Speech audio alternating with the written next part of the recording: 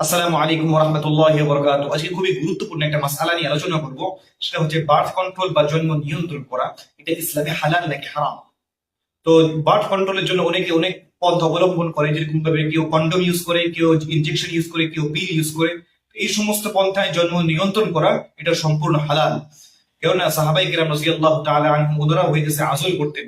হাদিসে পাকের মধ্যে আসছে, কুন্না নাযিলু ফি আহদি রাসূলিল্লাহি সাল্লাল্লাহু আলাইহি ওয়াসাল্লাম, আমরা হুজুর আকরাম সাল্লাল্লাহু আলাইহি ওয়াসাল্লামের জামানায় আমরা আযল করতাম। আযল বলা হয় সহবাসের পরে বীর্যকে বাহিরে ফেলা। বর্তমান সময়ে কন্ডোম ইউজ করা বা পিল বা ইনজেকশন এটা কাইন্ড অফ আযল। ওয়াল কোরআন ইয়ানজিল, এবং কোরআন অবতীর্ণ হইত। তো কোরআনের মধ্যে এইটার ব্যাপারে জন্ম নিয়ন্ত্রণ ব্যাপারে কোনো নিষেধ আসে নাই।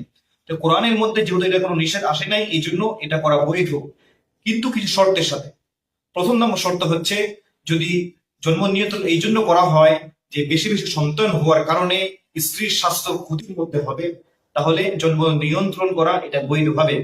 কেননা কোরআনে পাকের মধ্যে আল্লাহ তাআলা বলেন, ওয়ালা তুলকু বিআইদিকুম ইলা তাহলুকা, তুমি তোমাকে ধ্বংসের মধ্যে ফেলে দিও না। দ্বিতীয় নাম্বার হচ্ছে যে এরকম যদি এই কারণে হয় জন্ম নিয়ন্ত্রণ করা, যে বেশি বেশি বাচ্চা হওয়ার কারণে বাচ্চাদের লালন পালন করার ক্ষেত্রে অবহেলা হবে, তাহলে জন্ম নিয়ন্ত্রণ করা যাবে।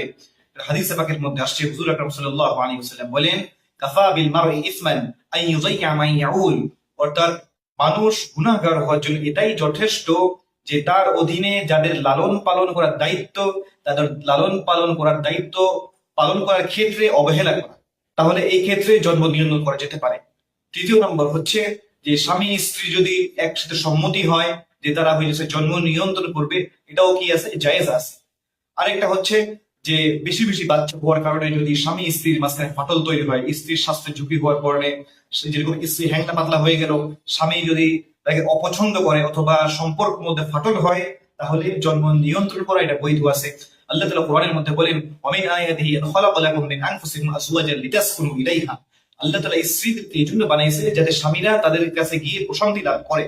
এখন বেশি বেশি বাচ্চা হওয়ার কারণে যদি প্রশান্তি যদি লাভ না হয়, এবং যদি স্বামী স্ত্রীর মধ্যে যদি ফাটল হয়, তাহলে এই ক্ষেত্রে জন্ম নিয়ন্ত্রণ করা যাবে। কিন্তু স্থায়ীভাবে স্ত্রীর গর্ভধারণের ক্ষমতাকে নষ্ট করা এটা টোটালি ইসলামের মধ্যে হারাম। আরেকটা হচ্ছে জন্ম নিয়ন্ত্রণ যদি এই জন্য করা হয় যে দারিদ্রতার ভয়ে, অর্থাৎ বেশি বেশি বাচ্চা হলে তাদেরকে কি খাওয়াবো, কি পরিধান করাবো, তাহলে জন্ম নিয়ন্ত্রণ করা এটা হারাম হবে। কোন কোরআনের মধ্যে আল্লাহ তাআলা বলেন, ওয়ালা তাকতুলু আওলাদাকুম খাশিয়াতা ইমলাক, অর্থাৎ তোমরা তোমাদের সন্তানকে রিজিকের ভয়ে তাদেরকে হত্যা করো না। আল্লাহ তাআলা বলেন, নাহনু নারযুকুহুম ওয়া ইয়্যাকুম, আমি তাদেরকেও রিজিক দিব, তোমাদেরকেও রিজিক দিচ্ছি।